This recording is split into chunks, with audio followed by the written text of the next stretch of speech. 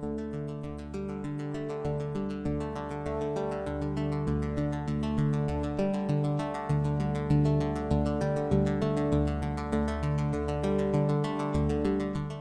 mapagpalang gabi sa inyong lahat. Welcome sa ating Cross-Examined Ministry, kung saan susuriin natin lahat ng turo ng kasulatan sa liwanag ng Ebanghelyo ni Kristo. Muli po, magandang gabi sa lahat at wini-welcome ko po lahat ng mga nakikinig sa ating radyo. Ito po yung mapapakinggan sa AWR Pamas, Palawan 96.9 FM, ang tinig ng pag-asa sa bawat pamilya. At ito din po ay mapapanood naman kung kayo nanonood sa ating YouTube channel at saka Facebook page. I-type lang po ang ating Cross-Examined at lalabas na ho iyon.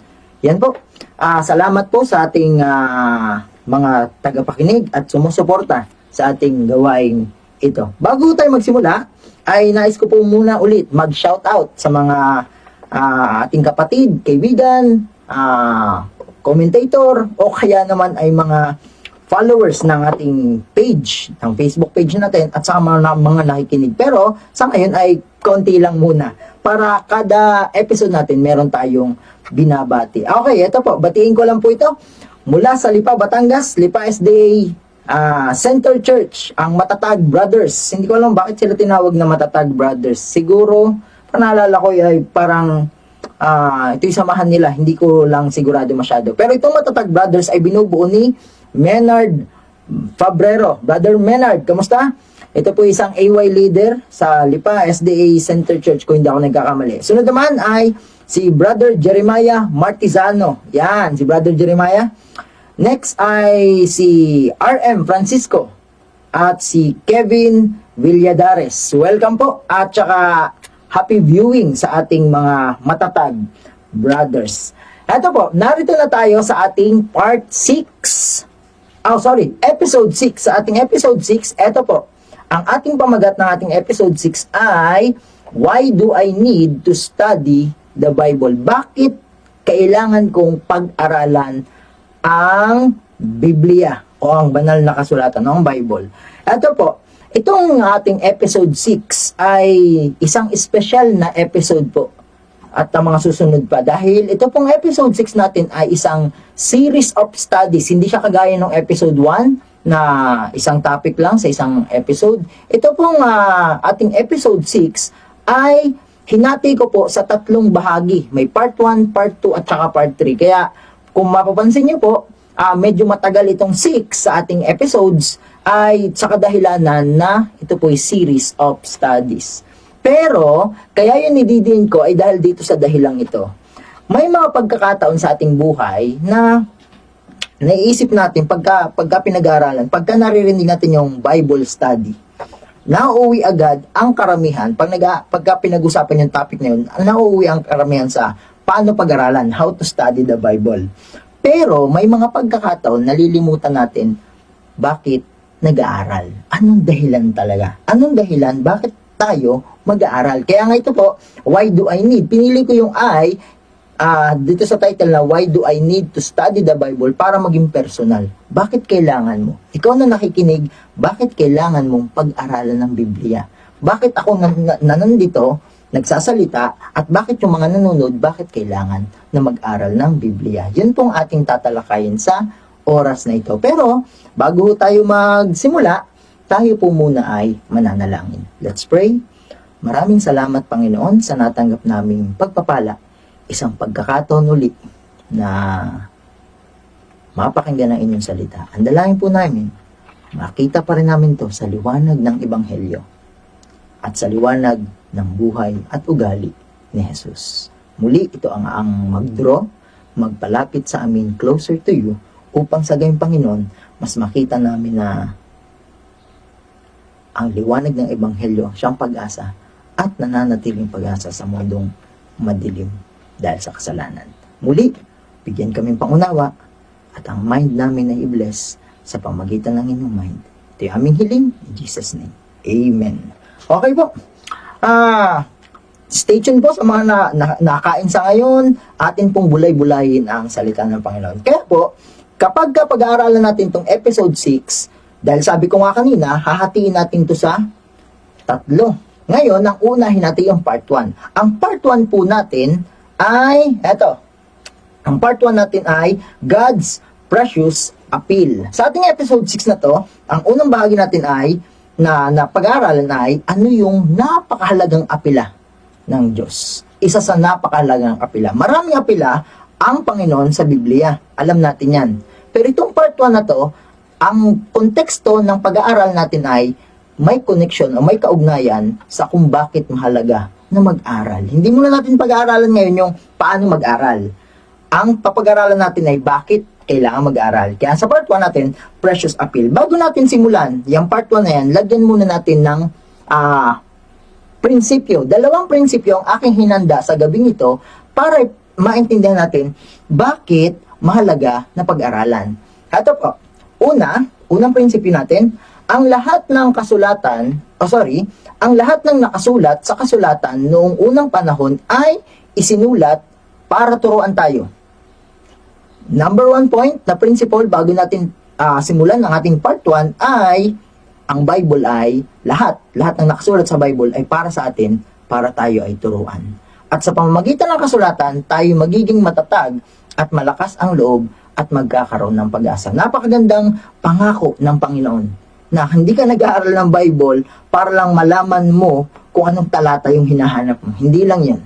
Nag-aaral tayo ng Bible para makita natin kung paano tayo tuturuan ng Panginoon at eventually magkakaroon yun ng pampalakas ng loob sa atin upang ang pag-asa ay hindi mawala sa atin. Yun ang dahilan po.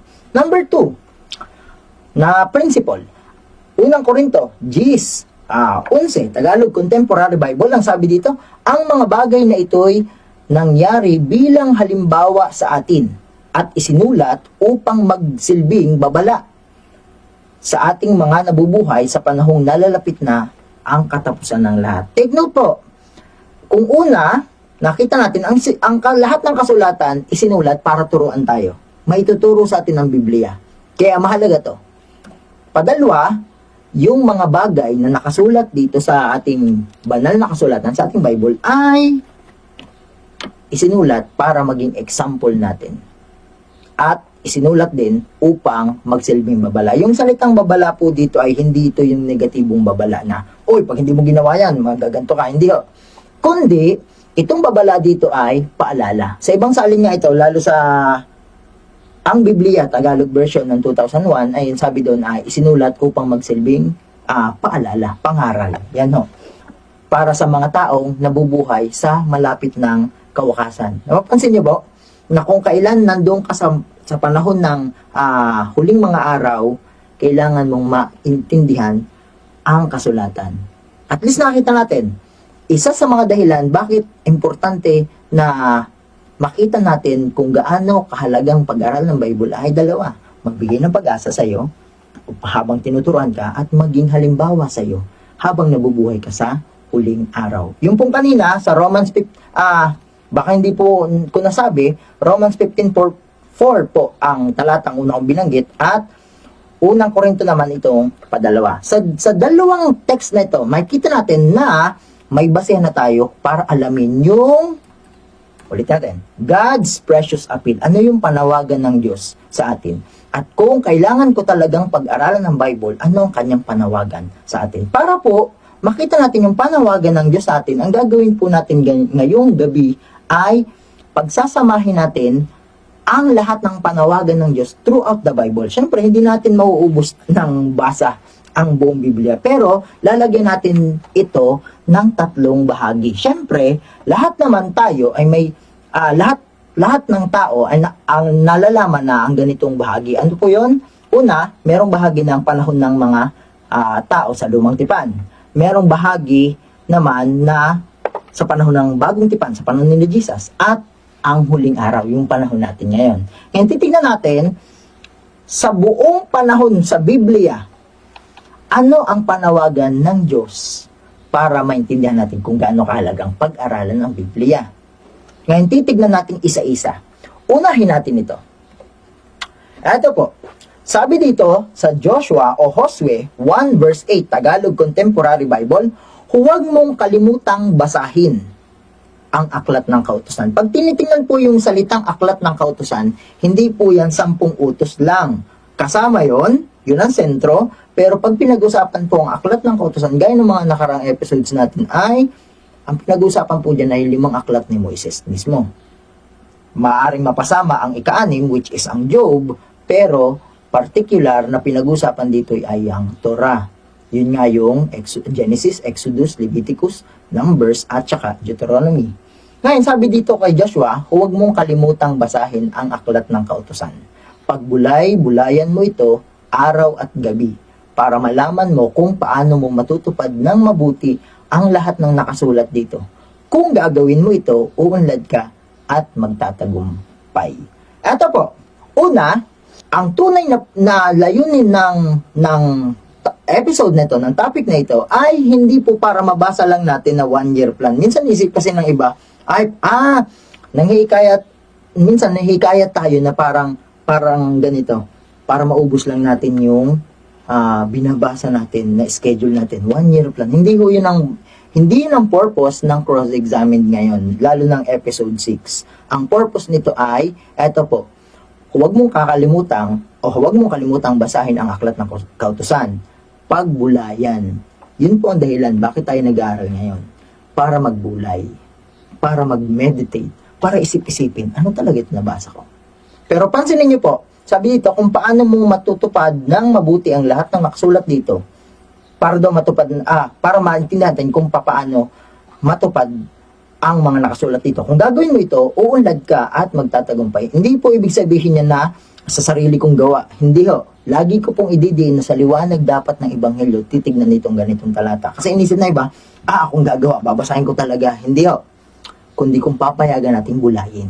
Nakita na natin, kailangan mamatay ang sarili. At para mangyari, yung mga dapat sinasabi ng Biblia o mga sinasabi ng kasulatan. Kaya hindi po ibig sabihin nito na yung salitang kung gagawin mo ito, uunlad ka at magtatagumpay parang sa sarili mong lakas. Hindi ho. Saan si Kristo lagi mataas. Pero, makikita natin, sa Old Testament pa lang, mapapansin na natin na hindi tayo inuutusan lang. Umaapila ang Diyos na huwag nating kalimutan na basahin ang kasulatan o ang aklat ng kautusan sa panahon ni Joshua. Ngayon, kung tatanungin natin, si Joshua itong pinag-uusapan, si Josue, hindi naman ako. Pero, huwag po natin kakalimutan ang ating prinsipyo, Roma 15:4, lahat ng nakasulat doon, bagamat hindi ikaw ang unang tinutukoy o pangunahing tinutukoy, ay isinulat para turuan ka. At iyon ay, unang Korinto, 10:11, halimbawa pa rin yung mga nakasulat doon. Therefore, ibig sabihin, itong Joshua 1:8 ay para pa rin sa'yo. Apela pa rin sa'yo ng Diyos, bagamat isinulat ito sa panahon ng Old Testament. Para pa rin yun sa'yo. Para pa rin yun sa akin. Pero sabi dito, huwag mong kalimutang basahin, pero pag babasahin mo daw, sabi ng Panginoon, pagbulayan mo din. So, number 1, makikita natin, Old Testament, merong appeal ang Panginoon. Anong appeal niya? Huwag mong kalimutang pagbulayan at basahin ang kasulatan niya. Pero kung tatanungin natin, paano tayo nakasisiguro, paano tayo sure tayo na ito ay hindi lang para kay Joshua, kundi para sa atin? Tingnan niyo po ito. Bago itong Joshua, ito po, sa Deuteronomy chapter 6 verse 6 hanggang 9 sa Tagalog Contemporary Bible, hindi lang naman po yun talaga para kay Joshua. Ito po, sabi dito, huwag ninyong kalimutan ang mga utos na ito na ibinibigay ko sa inyo ngayon. Parang same lang din sa huwag mo kalimutang basahin sa Joshua 1:8. Pero dito sa Deuteronomy 6 verse 6, ay sabi, huwag mo kakalimutan yung mga utos. Syempre, yung mga utos po ay nandito. Pero ulitin ko lang, hindi sa sariling lakas, kundi sa kanyang kapangyarihan na gumagawa sa iyo. Pero, huwag natin kakalimutan. Pero bakit? Ituro ninyo ito sa mga anak, sa inyong mga anak. Pag-usapan ninyo ito kapag kayo'y nasa inyong mga bahay at kapag naglalakad, kapag nakahiga at kapag babangon kayo. Kahit wala pa yung appeal ni Jesus kay Joshua sa Joshua 1:8, mababasa na natin sa Deuteronomy na hindi lang si Joshua pala ang dapat hindi makalimot na pagbulayan ang mga salita na mababasa nila sa aklat ng kautusan, kundi ituturo pa nila yun sa mga anak nila. At hindi pa yun, hindi lang yun, pag-uusapan pa nila yon kahit na naglalakad, kahit nasa bahay, o nakahiga, at kapag babangon, o indicating o sumisimbolo sa worship. So, kahit sa panahon nila, sa Old Testament, makikita natin, umaapila ang Diyos na sana pag-aralan yung Biblia. Sana pag-aralan yung Biblia. Bagaman, yung Biblia nila ay lilimang aklat pa lang sa time nila. Verse 9, sabi dito, itali ninyo ito sa inyong mga braso o ilagay sa inyong mga noo bilang paalala sa inyo.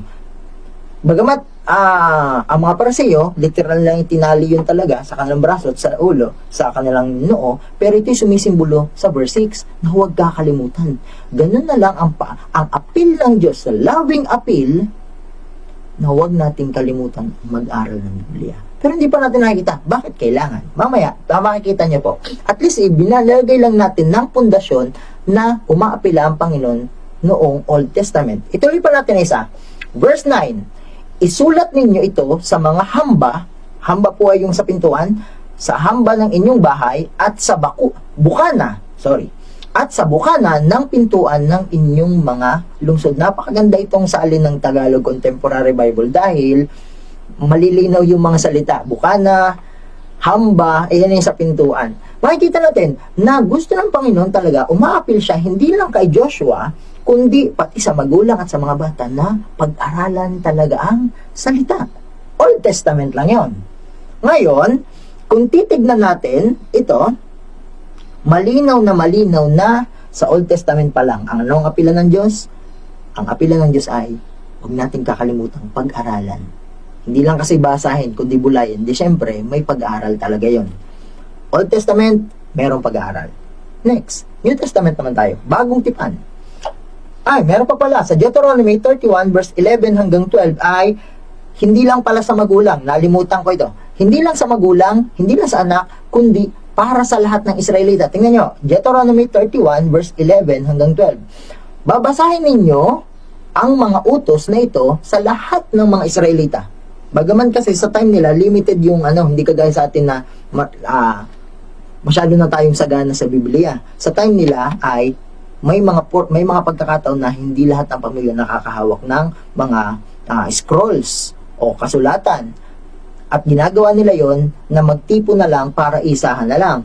Pero, makikita natin na hindi lang yung pang-personal kay Joshua, hindi lang yun sa magulang at saka sa mga anak, kundi para sa lahat ang appeal na babasahin ninyo ang utos na ito sa lahat ng mga Israelita kung magtitipon sila sa presensya ng Panginoon na inyong Diyos sa lugar na pipiliin niya.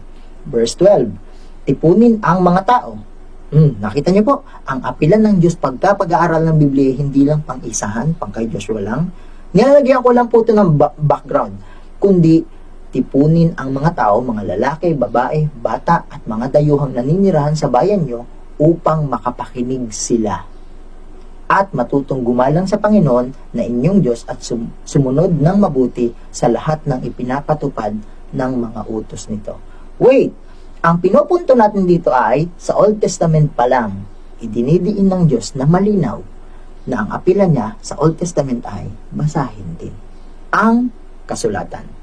Pero next, New Testament na tayo, at least nakita natin ang buo, na hindi lang pala kay Joshua yung, kung titingnan sa konteksto ng Joshua chapter 1, babalikan ko lang, eto, hindi lang pala ito para kay Joshua. Hindi lang para kay Joshua, kundi para din sa lahat. Okay, susunod tayo sa New Testament. New Testament, eto naman, si Timoteo. Kasi bakit tanong na iba? Si Timoteo lang ang kausap dyan. Pero tingnan niyo ho ito. Unang Timoteo 4:13 at saka 15. Sabi dito, hanggang sa ako ay makapariyan sa iyo, kay Timoteo, iukol mo ang iyong sarili sa pagbabasa, sa pagpapayo, at sa pagtuturo. Ito pong ginamit kong salin ay Salita ng Diyos version. Ang kapila ni Pablo kay Timoteo, hanggang hindi pa ako nakakapunta diyan, ilaan mo ang iyong sarili sa pag-aaral. Yun din ang kapila. Ngayon kung tatanong natin, si Timoteo lang ang kausap diyan. Tandaan po natin, unang Korinto, 11, ang lahat ng nakasulat ay halimbawa sa atin. Ang lahat ng nakasulat, Roma 15 verse 4, ay pagtuturo sa atin. Ibig sabihin, ikaw pa rin ang kinakausap dito. Umaapil ang Diyos, lalo sa bagong tipan din na iukol. Bakit? Bakit iukol mo ang iyong sarili sa pagbabasa, sa pagpapayat, sa pagtuturo? Ito po, pagbulay-bulayin mong mabuti ang mga bagay na ito, lalo na ang pagbabasa ng kasulatan. Bakit daw? Italaga mo ng lubusan ang iyong sarili sa pagsasagawa nito, sa gayon maliwanag na makikita ng lahat na ikaw ay lumalago. Para saan yung pag-aaral? Bakit may pag-aaral ng Biblia? Para lumago. Pero babalikan natin, hindi ang dating pagkataon lalago, kundi yung bagong pagkatao, which is si Kristo na nasa iyo. Malinaw na kahit si Pablo ay umaapila kay Timoteo, pero ang leksyon ay, bagaman silang dalawa nag-uusap o magkaugnayan, makikita pa rin natin na apila pa rin ito ng Diyos sa atin. Dahil sa Old Testament nga, ganun ang kanyang panawagan, ganun din sa New Testament. Wait lang ho. Tandaan po natin, si Timoteo ay simbolo ng mga kabataan. Hindi lang basta simbolo ng kabataan. Kung babasahin po ang 4 verse 12, hindi lang simbolo siya, kundi simbolo din siya ng mga leader. Kung titingnan natin sa Old Testament, personal na umaapil ang Diyos sa isang tao. Bagamat ang halimbawa natin si Joshua, personal yun sa iyo. Sa mga magulang, sa Old Testament pa rin, at mga anak, sa lahat. Pero ngayon, may appeal din na sa mga kabataan na umapil ang Panginoon na huwag natin kakalimutan ang banal na kasulatan. Kaya nga, makikita natin na ang Old Testament at New Testament ay parehas ang appeal. Basahin natin o pag-aralan ang Biblia. Ngayon, papaano naman yung huling mga araw? Tingnan niyo po ang huling mga araw. Apocalypse o Revelation chapter 1 verse 3, ang Biblia Tagalog version. Ang sabi dito, mapalad ang bumabasa at ang nakikinig ng mga salita ng propesiya at tumutupad ng mga bagay na nasusulat dito, sapagkat ang panahon ay malapit na. Kaya makikita natin, itong panawagan dito sa Apocalypse 1.3, sa Revelation 1.3 ay pang setting ng huling mga araw. Pero, same lang o parehas lang ng appeal gaya ng nakita natin at nabasa natin sa Old Testament at saka sa New Testament. Ngayon, bagaman itong Revelation 1.3 ay nakatukoy talaga sa salita ng propesya, which is ang tinutukoy niya yung Revelation, pero dahil bahagi na ang Revelation ng Bible, dahil bahagi siya, syempre, pwede nating i-apply as a whole Bible pa rin na mapalad ang bumabasa ng Biblia. Mapalad na nakikinig, pero mapalad din ang tumutupad. At ito pong tatlo, hindi yan hiwa-hiwalay. Yan pong tatlo ay isa lang. Kasi kapag bumabasa ka, importanteng napapakinggan mo yung binabasa mo. Excuse me. Pero itong tumutupad, ay ito po. Yung word na tumutupad sa Strong Concordance, sa Griego ng salita ay tereo. Ang ibig sabihin po nun ay a watch o bantay. Isang bantay. To guard, para magbantay. Para daw saan? To guard from loss or injury. Ibig sabihin, pagka tinitingnan natin, mapalad ang mga nakafocus. Kasi tingnan mo, babasahin ko po yung Griegong salita ng tereo. Ang ibig sabihin nun ay to guard from loss or injury properly by keeping the eye upon it to preserve it. Yung kung ano man tinutukoy. Pero ang tinutukoy ay yung binabasa mo. So kung titingnan natin, yung salitang tumutupad ay hindi yung ganito. Pagka tutuparin ko ito. Hindi po. Kundi binabantayan niya yung kanyang mga binabasa. Finofokusan niya. Pinagtutuunan niya ng atensyon. Kasi sabi dito, para manatili sa puso. So, makikita natin, throughout sa lahat ng kasaysayan ng Biblia hanggang sa panahon natin, ito ang lalabas. Tingnan niyo po. Nagawa ko ng chart para makita natin kung sa mga manonood po, nagawa ko ng chart para makita natin. Tingnan nyo ha, Old Testament, anong apila? Anong precious appeal? Study the Bible. Nakita na natin. Next, sa New Testament era, sa panahon ng bagong tipan, sa panahon ni Jesus, study the Bible pa din. Sa last days, o sa ating panahon, sa huling araw, ganun pa rin, study the Bible. So, ano ang apila ng Diyos? Ano yung precious appeal? Panawagan niya? Pag-aralan ng Biblia. Yun ang unang punto. Bakit kailangan nating pag-aralan ng Biblia? Unang punto, kasi yun ang apilan ng Diyos sa'yo. Yun ang apilan ng Diyos sa akin. Pero hindi siya umaapil dun sa dati mong pagkatao kasi hindi papasakop. Roma 8:7, hindi yun magpapasakop.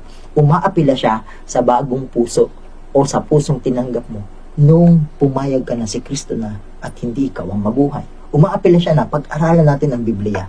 Pag-aralan talaga natin. Ngayon, ito yung padalawang punto. So, kung pag-aaralan natin, ano ang dahilan? Kasi posible pa rin na kapag ka nalaman ng ganyan, pag-aralan talaga, kailangan talaga yan appeal ng Panginoon eh. Pag tinanong tayong, why do I need to study the Bible? Bakit kailangan ko mag-aaral ng Biblia? Panawagan kasi sa akin ng Diyos. Panawagan kasi yun ng Panginoon sa pusong binago o pinalitan. Pero, maaari pa rin, hindi pa rin natin alam yung pinakamalalim na dahilan bakit importanteng pag-aralan ng Biblia. Maaari. At maaari na hindi talaga natin alam. At hindi man tayo sisisihin ng Diyos doon. Hindi man tayo sisisihin niya. Pero, ano ang dapat natin pang malaman kung gaano kahalagang pag-aralan ang banal na kasulatan, ang Bible. Tingnan niyo po. Ang gagawin natin ngayon, gaya ng sa nakaraang mga episodes natin, gagamit tayo ng case study. Para sa ganun, makita natin na kaya ganun na lang yung apilan ng Diyos Old Testament, sa New Testament, at sa last days, sa huling mga araw, bakit ganun na lang ay dahil dito sa case study natin. Okay. Meron ako papakita sa inyo at baka may mga Bible kayo, pwede niyong samahan ako sa pagtingin. Ito po. Ang Bible o book ng Bible na ating titignan as case study ay Ezekiel 37 verse 1 and 2. Pwede niyo basahin yan sa inyong libreng oras kung may kung gusto niyo pa ng mas malalim na pag-aaral ng personal. Ito po, Tagalog Contemporary Bible ulit ang babasahin ko. Ito, sabi dito, at ang nagsasalita nito ay si Propeta Ezekiel. Sabi dito, napuspos ako ng kapangyarihan ng Panginoon. At dinala ako ng Espiritu niya sa gitna ng isang lambak na maraming kalansay. Nilibot niya ako roon at nakita ko ang napakaraming tuyong buto na nagkalat sa lambak. Si Ezekiel ay nasa pangitain ngayon. Kaya nga napuspos ako ng kapangyarihan ng Panginoon ay ibig sabihin ay nasa pangitain siya. Ang isang propeta ay nasa pangitain at nakita ni Ezekiel ang isang lugar, isang lambak na maraming kalansay. Tapos nung nilibot siya ng espiritu doon para pakita ang lugar, nakita niyang maraming nakakalat na buto. At hindi lang basta buto, tuyo. Ngayon, pag titignan natin, sino ang simbolo ng mga kalansay nito? Mag-jump lang tayo ng konti. Hindi kasi natin detalyeng pag-aaralan ngayon. Pero, dahil kailangan natin maintindihan ng mas malalim, bakit kailangan ko na mag-aral ng Biblia, ay dahil dito sa case study nito. I-disclaim ko lang. Disclaimer lang po. Hindi ibig sabihin na mag-aral ka na ng Biblia ay ikaw na ang banal o ikaw na ay matuwid sa iyong sarili. Hindi ho. Nag-aaral ka ng Biblia dahil sa ganitong dahilan. Ang katwiran ay na kay Kristo. Siyempre, makukuha mo naman din yun sa Biblia. Pero yung sasabihin mong, kaya ako banal ngayon kasi matalino ako sa Biblia. Hindi ho. Wag nawa. Gusto ko lang yung bigyan ng diin. Ngayon, titignan natin ito. Sino ito o anong simbolo, anong kahulugan nitong napakaraming tuyong buto na nakita ni Ezekiel? Para maintindihan natin, bakit ganun na lang ang apilan ng Diyos mula Old Testament, New Testament, at saka last days. Tingnan niyo po. Mag-jump tayo sa verse 11. Muling sinabi sa akin ng Panginoon, Anak ng tao, ang mga butong iyan ay ang mga mamamayan ng Israel. Sinabi nila, tuyo na ang aming mga buto at wala na kaming pag-asa. Nilipol na kami. Sino, ayon sa talata, o ano ang sinisimboluhan ng mga tuyong buto? Ang mga buto pa lang ang buto pa lang iyon ay ang mga mamamayan o ang mga tao sa bayan ng Israel. Di ba mapapansin natin, ang simbolo ng tuyong buto ay tao. Kaya lang, sasabihin na iba, Israel lang yan, hindi kami kasama diyang mga Kristiyano. O hindi kasama yung ibang mga hindi naniniwala sa Diyos, sila lang yan. Tingnan natin kung sino ito pagkahinimay pa natin ang banal na kasulatan o ang Bible. Tingnan niyo po. Kasi nagsalita sila ng ganito, wala na kaming pag-asa. Para malaman natin kung sino talaga ang mamamayan ng Israel sa panahon natin, alamin natin yung terminolohiya na wala na kaming pag-asa. Pagka sa Bible, pagka may nagsasalitang wala na kaming pag-asa, anong ibig sabihin nun? Titignan muna natin. Kasi, madaling mag-jump sa conclusion na sasabihin ay ng marami, Israel lang yan. Hindi po. Tingnan natin kung ano ang kahulugan nito para sa atin. Kasi sabi nga sa unang Korinto kanina, di natin naalisin yung prinsipyo, yung lahat ng isinulat na nangyari sa kanila, sa time ng isinulat ng Bible, para sa atin bilang paalala at halimbawa. So, sino ang mamamayan ng Israel? Alam ko na sasabihin ng marami, Israel lang yan. Totoo yon. Israel po yon. Pero hindi lang yan. Tingnan natin mo bakit. Hanapin natin yung salitang wala na kaming pag-asa o yung ganung mga pananalita. Ito po. Jeremiah 18 verse 12. Ang dating Biblia 1905 version. Sabi dito, ngunit kanilang sinabi, walang pag-asa. Kaparas lang yun ng wala na kaming pag-asa. Bagamat mababaw lang itong isalin na isa. Pero paras lang. Kasi, yung sinabi nila, ngunit kanilang sinabi, walang pag-asa sapagkat kami ay magsisisunod sa aming sariling mga katha-katha, sariling pag-iisip, at magsisigawa bawat isa sa amin ng ayon sa katigasan ng kani-kaniyang masamang puso. Dito, makikita natin na ano ang kahulugan pag ang isang tao ay nagsalita ng walang pag-asa? Ang ibig sabihin ay gumagawa na siya ng ayon sa sarili niyang kagustuhan. Yun ang walang pag-asa. Ang isang taong gumagawa na ng sarili na niyang landas o kanyang yung gusto na lang niya. Bahala na. Gusto ko ay gusto ko. Yung ganun ba? Yun po ay yung mga taong walang pag-asa. Pero ang konteksto ng Jeremiah 18 verse 12 ay ang konteksto, ang nagsasalita dito yung Israel mismo. Kaya, una natin makikita ko, ihambing siya sa Ezekiel 37 verse 11 na ang mamamayang sinisimbuluhan ng butong ito ay ang mismo Israel sa panahon nila. Pero, at syempre, ang mga Israelitang ito, yun yung nagmatigas na ng puso, hindi isinuko kay Kristo. At gumawa na sila ng sarili nilang mga kata-kata. Ginamit na nila yung sarili nila. Pero, ang konteksto Israel. Paano naman itong sa Efeso 2.12? Tingnan nyo po ang mamamayan ng Israel na sinisimbulan sa Ezekiel 37 verse 11 ay mismong Israel. Pero, sa Efeso 2.12, hanapin pa rin natin yung salitang walang pag-asa. Efeso 2.12, Tagalog Contemporary Bible, alalahanin nyo rin na noon ay hindi nyo pa kilala si Kristo. Hindi kayo kabilang sa mga mamamayan ng Israel at hindi sakop ng mga kasunduan o tipan ng Diyos na batay sa mga pangako niya. Namumuhay kayo sa mundong ito nang walang pag-asa at walang Diyos. So dito naman sa talata, anong simbolo daw pagka walang pag-asa? Ibig sabihin, ang simbolo ay walang Diyos dahil hindi kilala si Kristo. At ang konteksto naman nito ay yung mga hintil na noon ay hindi pa kilala si Kristo at walang pag-asa pero nakakilala kay Kristo nung isinulat na ang Efeso 2 verse 12. Pansinin nyo, dito sa una, ang makikita natin sa Jeremiah 18 verse 12, ang konteksto ay ang Israel o yung mga bahagi na ng bayan ng Diyos. Ito naman, pero dito, matigas ang kanilang mga puso.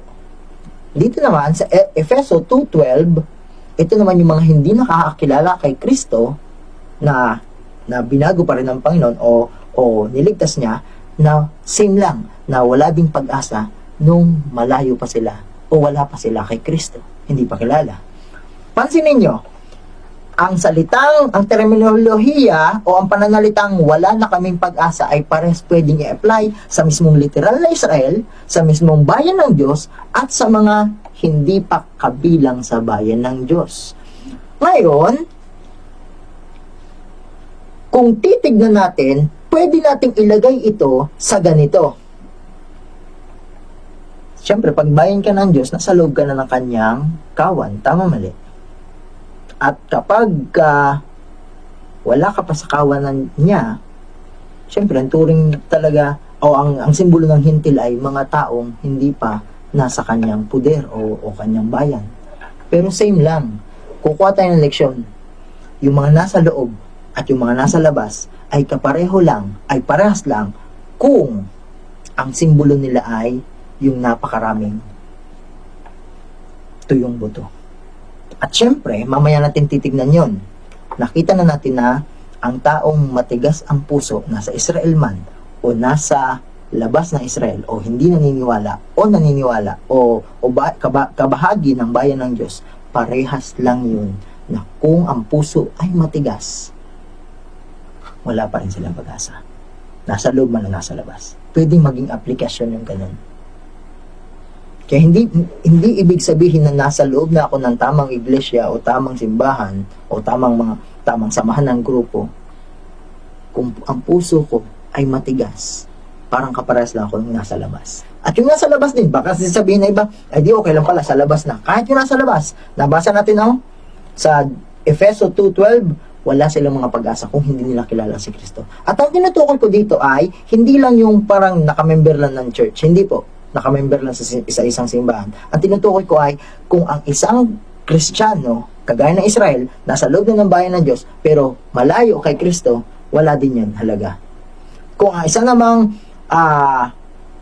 tao ay malayo kay Kristo at wala din sa katotohanan, kaparehas lang yun ng kalagayan ng nasa loob. Parehas kasing hindi nila kilala si Kristo. Kaya importante na makilala talaga natin ang Panginoon. Makilala kung sino siya, anong ibanghel niya, paano ako niya ililigtas sa aking sarili. Importante yun. Dahil ang dalawang grupong ito, bagamat magkaiba sila ng lugar, yung isa nasa loob na, yung isa nasa labas, kung wala si Kristo, wala pa rin pag-asa. Ngayon, wait lang. Itanong natin kung bakit tinutukoy na sila ay mga patay. Kasi kung babalikan natin itong Ezekiel 37 verse 11, nung sila ay nagsalita na, sabi dito, muling sinabi sa akin ng Panginoon, anak ng tao, ang mga butong iyan o iyon ay ang mga mamamayan ng Israel, which is parehas na ang simbolo pala ay nasa loob at nasa labas ng iglesia o na kay Kristo, hindi pa kilala si Kristo bagamat member o wala kay Kristo kahit hindi ba member ng isang iglesia. Ngayon sinabi dito, tuyo na yung kanilang buto. Pero, kapag tuyo ng buto, babalikan natin itong verse 2. At saka verse 1. Nung nakita ni Ezekiel, maraming kalansay. Ngayon, pag kalansay yung pinag-uusapan, di ba ginagamit lang yung kadalasan sa patay? Tama, no? Sa patay lang yung ginagamit. Ibig sabihin, ang mga tao dito ay simbolo ng isang espiritual na mga patay. Ibig sabihin din, kung ang isang tao ay nagsasalita ng ganito, sa kanyang puso, patunay na malayo siya kay Kristo. Nasa loob man siya o nasa labas ng isang samahan o grupo o sa simbahan. Kahit pa saan kang lugar, kung malayo ka kay Kristo, parehas lang yun, wala pa rin pag-asa. Ngayon, kung titingnan natin, bakit sila spiritual na patay? Saan sila spiritual na namatay? Tingnan nyo. Ito ang babasahin natin. Efeso chapter 2 verse 1. Sabi dito, nung una, itinuring kayong mga patay ng Diyos dahil sa mga pagsuway ninyo at mga kasalanan. Ito yung spiritual na kamatayan na hindi iminumungkahi ng Diyos na doon tayo mamatay. Sa Roma 6:6 kasi, kung naalala ko lang, yung kamatayan na tinutukoy niya ay yung kasama tayo kay Kristo. Pero ito, itinuring ng Panginoon ang mga taong patay na espiritual kung patuloy silang namumuhay sa pagsuway at kasalanan. Ibig sabihin, kung babalikan natin itong sa Ezekiel, ito yung tao, yung mga klase ng tao na malayo kay Kristo, pero hindi lang basta malayo, namumuhay sila sa dating pagkatao. Ito man ay nasa loob o nasa labas ng simbahan o wala mang inaanibang simbahan o grupo o samahan, parehas lang ho.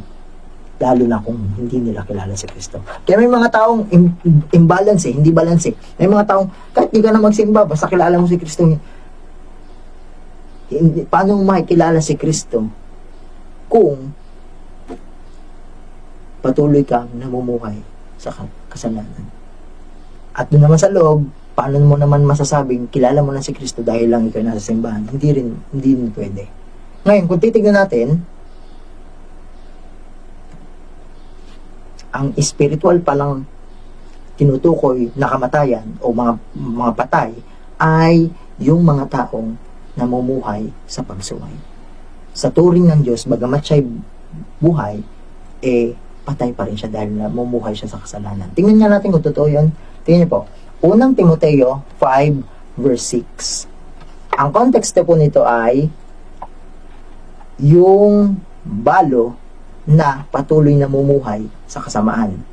Ngayon, kung i-apply natin ito sa ating sarili, kapares lang tayo niya. Ang simbolo ng babae sa Bible ay tayo.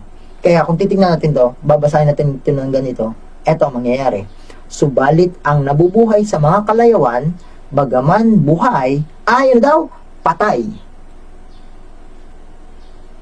Kaya kung titignan natin, kung babalikan ulit natin itong Ezekiel 37, itong kapitulo ng 37, malinaw na ang mga taong tinutukoy dito ay ang mga taong malayo kay Kristo. Malayo kay Jesus. Bagamat si Jesus habol ng habol, pero itong mga tao ito malayo. At ito na, ang nasabi na nila sa sarili nila, wala na silang pag-asa. Dahil nga, patuloy silang nabubuhay sa kasalanan at pagsuway. Pero tandaan, itong unang Timoteo 5:6 ay ang pinag-uusapan dito yung mga hintil. Ibig sabihin, simbolo ng sanlibutan. Ang sanlibutan sa turing ng Diyos ay mga patay. Bagaman literal naman na buhay, literal na buhay. Pero sa turing ng Diyos, dahil namumuhay sila sa kasalanan, sa dating pagkatao, patay sila. Ngayon, baka may magtanong, anong kinalaman yan dun sa ating topic na bakit kailangan kong pag-aralan ng Bible? Maya-maya, makikita niyo kung bakit. Isa pa, paano yung mga nasa simbahan? Paano yung mga relihiyoso? Ibig sabihin ba, sila na lang ang maliligtas dahil nasa simbahan sila? Kung itong nasa labas, na malayo kay Kristo, o malayo sa katotohanan, ay bagaman buhay, ang turing pa rin ng Diyos ay patay dahil namumuhay sa kasalanan, paano yung nasa loob ng simbahan? Tingnan nyo, Apocalypse 3 verse 1, Tagalog Contemporary Bible. Sabi dito, isulat mo ito para sa anghel na nagbabantay sa iglesia ng Sardis, sa Sardis. Ito yung kanyang mensahe. Ito ang mensahe ng may 7 Espiritu ng Diyos, Holy Spirit, at may hawak na 7 bituin. Alam ko ang gagawin ninyo. Sorry, ulitin ko. Alam ko ang mga ginagawa ninyo. Marami ang nagsasabi na buhay ang pananampalataya niyo sa akin, ngunit ang totoo, para kayong patay. Kaya makikita natin na ang Ezekiel ay na yung mga kalansay doon na ang tinutukoy mamamayan ng Israel, mapapansin natin na ang pananalitang mamamayan ng Israel ay parehong tinutukoy ang sanlibutan na spiritual na patay at yung mga nasa loob mismo ng sambahayan ng Diyos o ang Israel mismo na patay din dahil sa patuloy na pagpapatigas ng puso. Parehas. Dahil dito, kaya sila namatay ay dahil ganito. Akala ng mga taong ito na ang kanilang pananampalataya buhay na buhay. Hindi lang kasi po basta sabihin natin na naniwala ako kay Kristo. Hindi lang. Kundi makikita natin na kung hanggang salita lang yun, ang totoo, para pa rin tayong patay. Hindi ko nais na iwanan kayo ng walang pag-asa. Kasi mamaya yung pag-asa. Makita lang natin ang kondisyon natin. Kasi ito ang paraan para maintindihan din bakit importanteng pag-aralan ng Biblia. Bakit importante na pag-aralan ng Biblia? Para ba masagot ang mga nagtatanong lang sa iyo? Ganun lang ba? Hindi ho. Pero tingnan niyo ang komento ni Ellen G. White. Gagamitin natin ang sulat ni Ellen G. White para magkomento sa Revelation chapter 3 verse 1. Tingnan po kung bakit. Many ito po yung mababasa sa Bible Commentary, Volume 4, page 1166, paragraph 1. Many who are without spiritual life. Kaya ang punto po na gustong ipakita ni Ezekiel sa atin ay yung mga kalansay na simbolo ng mamamayan ng Israel sa parehong antas nito na mga taong wala kay Kristo at mga taong tumanggap na dati kay Kristo. Ay sabi doon, kung hindi si Kristo, sabi niya, ang ating tinitingnan, kung hindi pa rin si Kristo ang ating buhay, sabi dito, many who are without spiritual life have their names on the church records. Nakasulat lang sa tala ng simbahan. But they are not written in the Lamb's Book of Life. Posible ba yun? Posible. Hindi ko pwedeng sabihin na, ay, si brother, okay na yan sa Panginoon kasi lagi siya nagmi-ministry. Hindi yun ang sukatan. Hindi yun ang sukatan. Dahil pwedeng nakita ng marami na nakarecord ang record ko sa simbahan, pero baka hindi na pala nakarecord ang buhay ko sa aklat ng buhay. They may be joined to the church, pwede silang kaisa ng simbahan, at wait lang po hindi masama magsimba. Pero kung patay ang spiritual na buhay mo at wala si Kristo sa puso mo, baliwala ang pagsimba. Walang masama, pero kung wala si Kristo, baliwala. They may be joined to the church, but they are not united to the Lord. Pwedeng kaisa tayo ng isang simbahan o samahan, pero baka hindi tayo kaisa ng Panginoon. They may be diligent in the performance of a certain set of duties. Maaaring silang masigasig sa paggawa ng mga itinuturo sa kanila. Posibleng malalim din sila mag-aral ng Biblia, o posibleng hindi sila nag-aaral ng Biblia at aktibo sa ministry. Maaaring ganon, and may be regarded as living men, na parang ituturo ng iba, ito aktibo. Di ba ang salitang active ay buhay?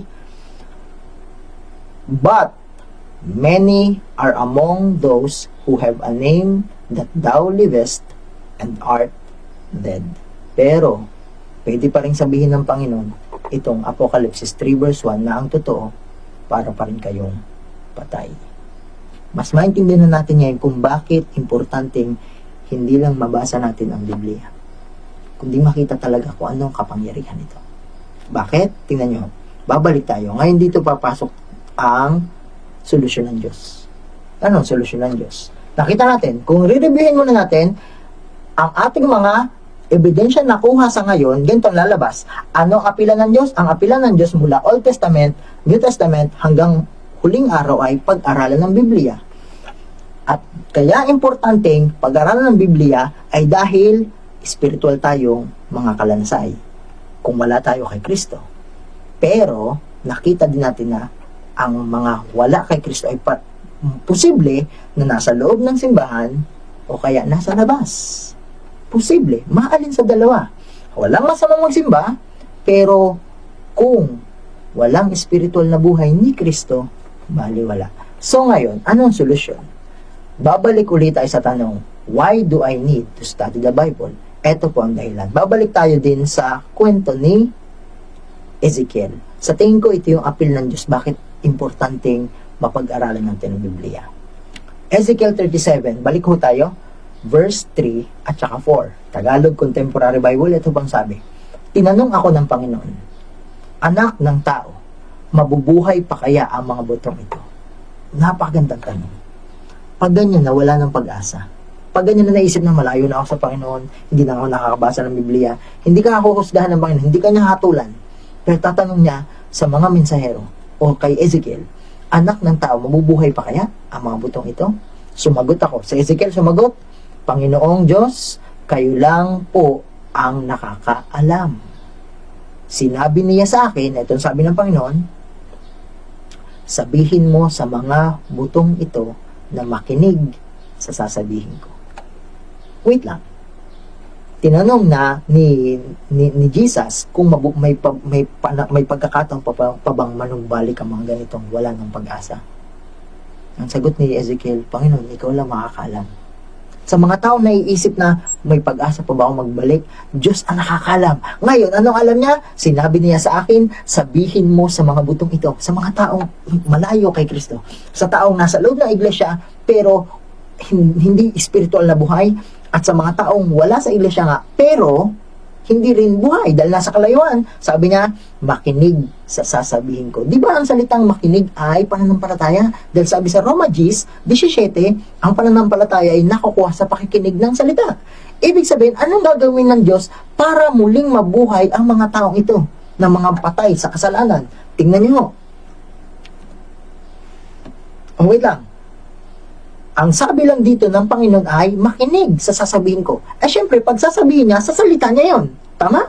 Ibig sabihin po, ang dahilan bakit importanteng mag-aral ng Biblia ay para muling mabuhay kay Kristo. Kay Kristo. Para muling mabuhay.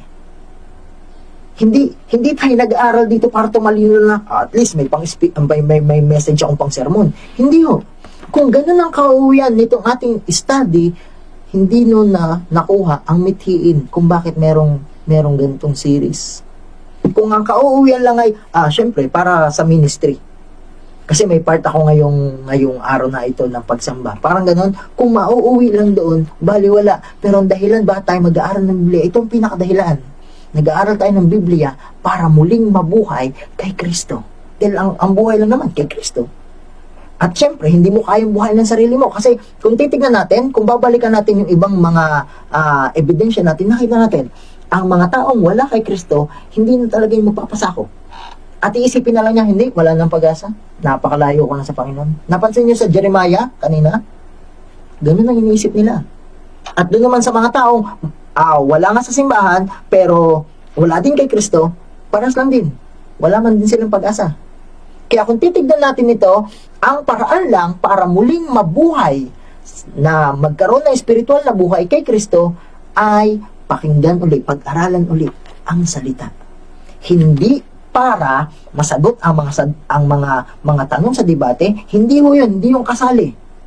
Walang masama sumagot, pero hindi yun ang mithiin. Ang mithiin ay para muling mabuhay. Para yung espiritual na buhay na ibinigay ni Kristo noon, nung unang tinanggap nila si Kristo, yung mga taong nasa loob na, ay muli-uling mabuhay. At yung mga nasa labas, ay talagang mabuhay uli. Para matanggap nila na iisang grupo lang sana. At yun ay sabayan lang ng Diyos. Pero mangyayari lang yun kung makikinig ulit sa salita. Naalala ko tuloy yung episode 4, na may ang salita kasi ay malikain. Ngayon, titingnan natin, bakit ang salita ang gagamiting pambuhay ng Diyos? Ito po, Awit 119, verse 25, Tagalog Contemporary Bible, ito ang dahilan. Sabi ni David, alam niya na may kapangyarihan ang salita. Pero anong kapangyarihan niya? Tingnan niyo, ako'y parang mamamatay na. Kung simbolo na, unti-unti na ang spiritual niya ay unti-unting humihina, spiritual na buhay. Yung buhay ni Kristo nilagay sa kanya dati ay unti-unting nang hihina, hindi dahil mahina si Jesus, kundi dahil siya ay hindi na patuloy na bumabalik sa Panginoon. Pero sabi dito, ako'y parang mamamatay na, kaya panatilihin niyo akong buhay sa paanong paraan? Ayon sa inyong pangako sa salita. Sa English kasi ito po, quicken me according to your word. Hindi lang basta malikhay ng salita, bumubuhay ang salita ng Diyos. Hindi po salita natin. Kasi ang salita natin, nakita natin sa episode 5, Let Go and Let God, hindi ngayon nakakabuhay. Ibig sabihin, makikita natin na ang paraan lang ng Diyos, kaya kanya inaapilahan, tinatawagan na mag-aral ng Biblia ay hindi para utusan na, basahin mo lang. Hindi ho. Kaya siya nag-aapila sa iyo dahil yun ang salita lang niya ang bubuhay sa iyo at sa akin. Yun lang ang paraan niya para hindi tayo mamatay sa kalayawan, sa makamundong bagay, at sa ating pagiging kampante na ako, nasa simbahan naman ako. Gusto niya tayong napansin niyo ba? Gusto niyang solusyonan lahat. Kasi wala nang ibang solusyon kundi ito lang, ang salita. At yun ang dahilan bakit kailangan nating pag-aralan ang salita. Hindi lang ito basta, ay sabi kasi ng pastor namin, hindi ho. Yung mas malalim nating maintindihan na kaya tayo nag-aaral para mabuhay. Kaya tayo nag-aaral para muli tanggapin ko uli at ulit si Kristo. Dahil siya lang ang buhay eh. At ang buhay niya nasa salita. Pero para mangyari yon, kailangan mo ring pag-aralan, bulayin ang salita. Meron pang isa ata. Tingnan ko lang.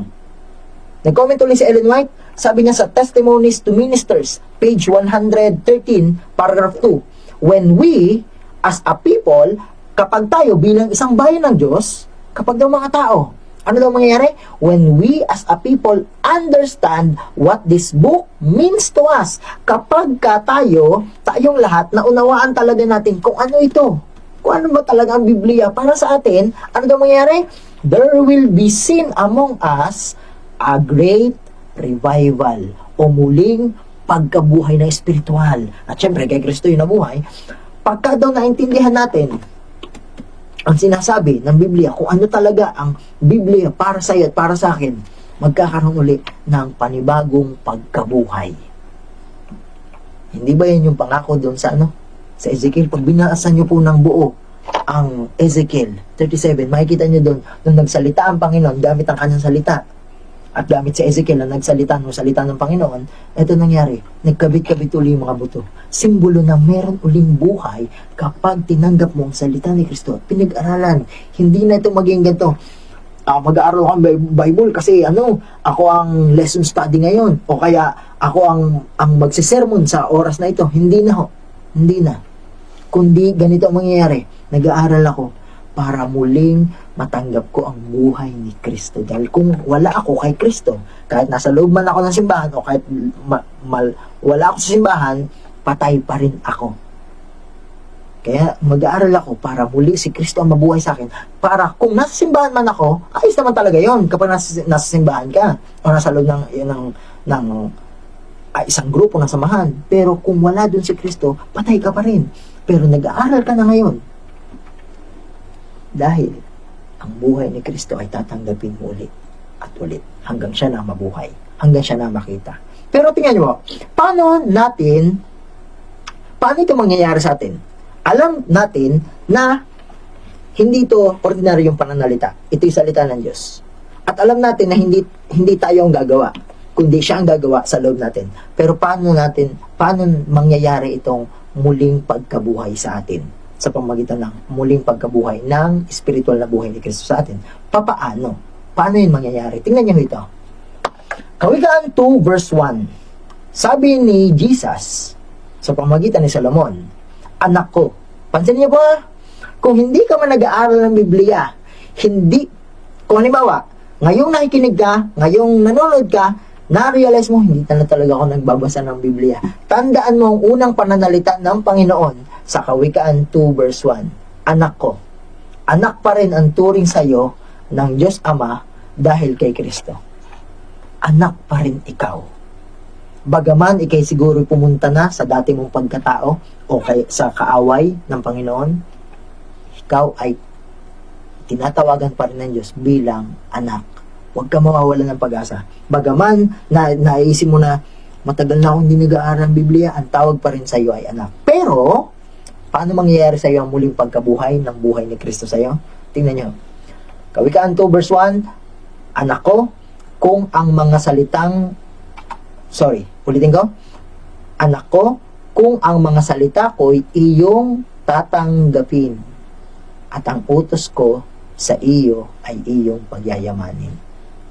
Paano daw mangyayari lang na yung bagamat tayo katulad ng mga tao sa panahon ni Ezekiel na mga espiritual na patay, kaya pa rin buhay ng Diyos? Simple. Eto, kung tatanggapin natin ang salita, malinaw, anak ko, kung ang mga salita ko iyong tatanggapin. Kung tatanggapin ko lang, yun ang espiritual na pagkabuhay. Ano bang salita ang dapat kong tanggapin? Sige, tama naman, kung tatanggapin ko ang mga salita mo, Panginoon, pero anong salita ang dapat kong tanggapin? Anong mga salita ang tatanggapin natin? Ito po. Romans 6, verse 6 at saka 11. Ito yung dapat nating tanggapin para magkaroon ulit tayo ng spiritual na buhay.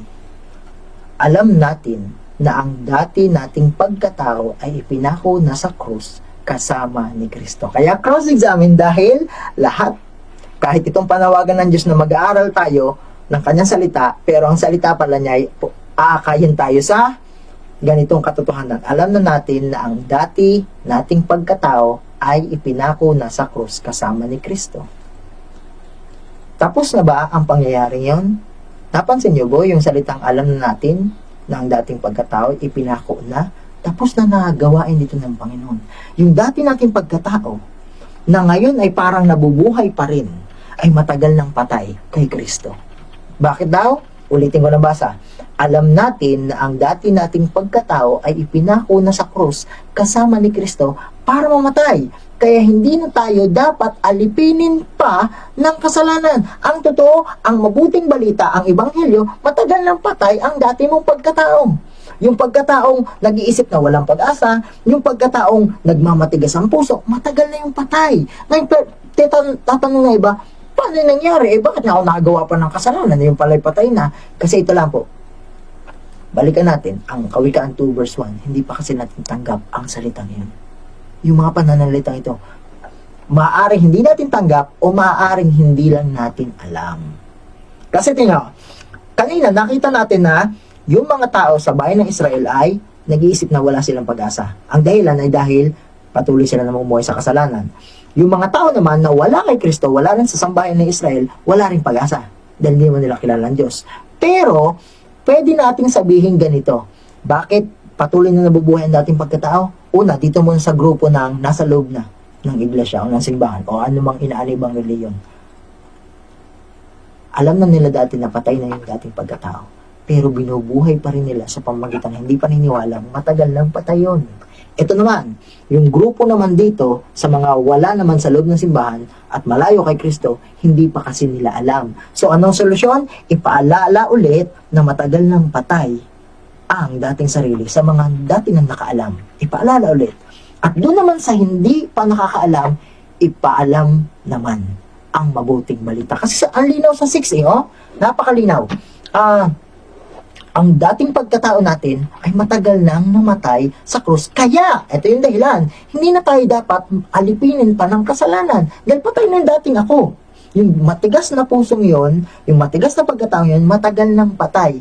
At verse 11, at dahil na kay Kristo Jesus na kayo, pagka tinanggap uli natin yung salita, at ang salita ay nasa 6, napatay na talaga yung dating pagkatao. Sa verse 11, at dahil tinanggap na natin yon, at dahil na kay Kristo, Jesus na kayo, ituring ninyo ang inyong mga sarili na patay na sa kasalanan at nabubuhay na para sa Diyos.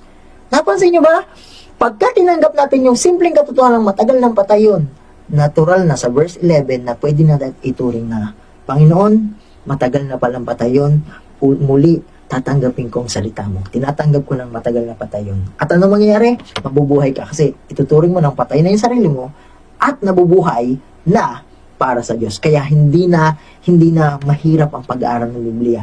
May mga time, kaya nahihirapan tayo mag-aaral ng Biblia dahil buhay pa ang sarili. At hindi pa rin natin tanggap ang salita ng Romans 6 na matagal ng patay. Kung tatanggapin lang natin yon, mabubuhay tayo kay Kristo. Kung tatanggapin natin, matagal na palang patay ang dating pagkatao. Bakit? Paano mo na masasabi na madali na lang mag-aral ng Biblia at maintindihan na natin anong purpose ng pag-aaral ng Biblia at hindi na pinipilit? Tingnan nyo ito. Verse 17. Noong una, alipin kayo ng kasalanan. Kasi hindi pa natin alam na matagal na palang patay. Pero salamat sa Diyos. Dahil ngayon, buong puso ninyong sinusunod ang mga aral na itinuro sa inyo. Paano nangyari buong puso? Siyempre, pag namatay yung dating pagkatao at nabuhay yung bagong pagkatao na nakay Kristo, simple na lang ang pag-aaral nito. Buong puso na ang pag-aaral. Kasi, etong dahilan. Galatia 2:20, ginagamit natin ito ng mga karang episode, pero gamitin uli natin pag nag-aaral ng Biblia. Bakit importante? May mga time, pag sinasabi ng iba na ang hirap naman mag-aaral ng Biblia, minsan wala akong time. Alam niyo po kung bakit ganon? Nire-respeto ng Diyos kung napansin niya na ikaw ay walang time sa Kanya, o kaya nalilito ka o naboboring sa pag-aaral ng Biblia, nire-respeto yun ng Diyos. Pero, ang dahilan kung bakit gano'n ang ating nasasabi ito, kung babalikan natin ang Romans 6:17, alipin pa rin tayo ng dating pagkatao. Kaya nga, kung mag-aaral ka na ng Biblia, eto ang tatandaan mo. Kung halimbawa nahikayat ka na mag-aaral ng Biblia, tandaan mo ito. Galatia 2:20, namatay akong kasama ni Kristo sa krus. Hindi na ako ang nabubuhay sa aking sarili, kundi si Kristo na. Yung nag-aaral pala ng Biblia, bagaman ay buhay ka, literal naman ikaw buhay, pero hindi na ikaw yon, kundi si Kristo.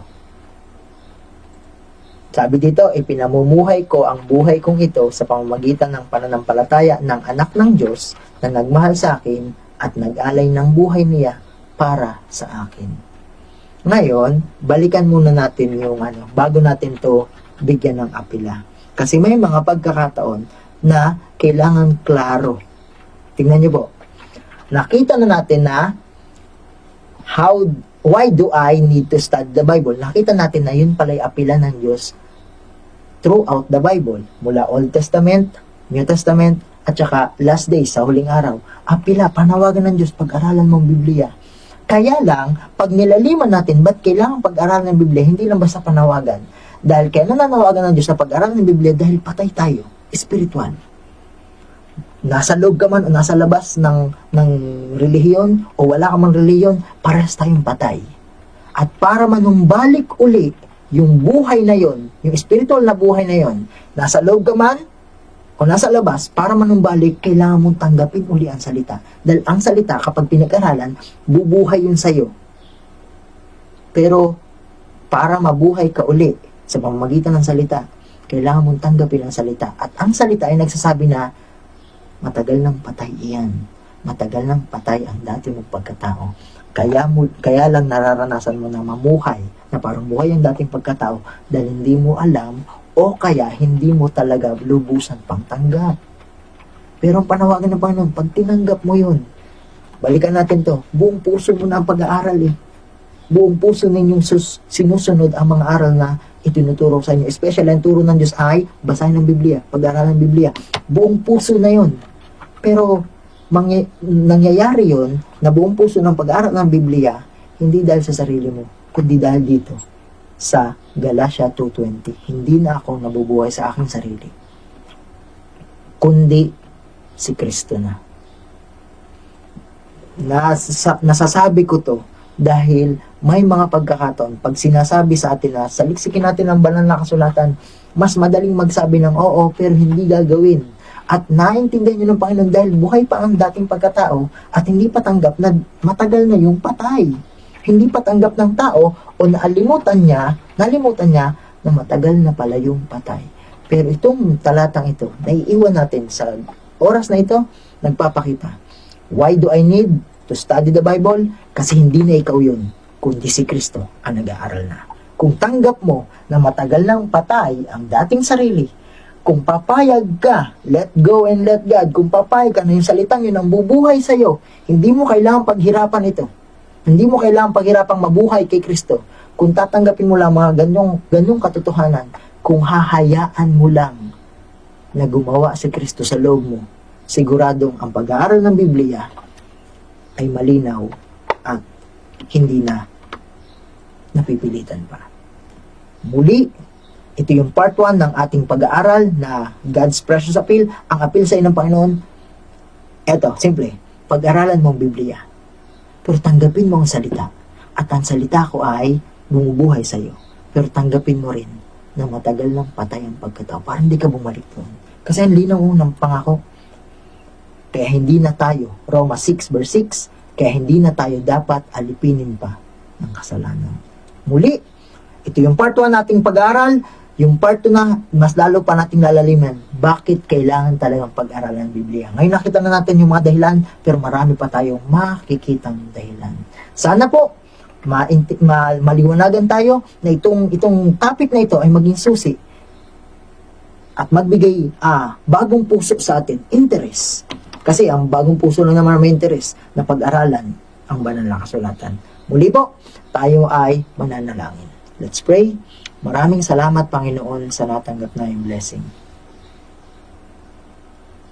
Nakita niyo po na posible na spiritual na patay kami. Pero nakita nyo rin na kung sa aming sarili, wala talagang kapangyarihang bumuhay ulit sa spiritual na buhay niya yung binigay. Maaring kami nasa loob ng isang iglesia o samahan, o maaring kami wala pa sa katotohanan. Pero Panginoon, parehas na gusto niyong gamutin ang spiritual naming pagkatuyo, spiritual naming kamatayan sa kasalanan. Nawa, mamatay kami o maisuko namin ang aming sarili, maisama yon sa kamatayan ni Kristo sa krus, upang ang spiritual na buhay, ang buhay ni Kristo, ay muling mabuhay sa amin. Maraming salamat po. Ito'y aming samot dalangin. In Jesus' name, Amen. God bless po at magandang gabi.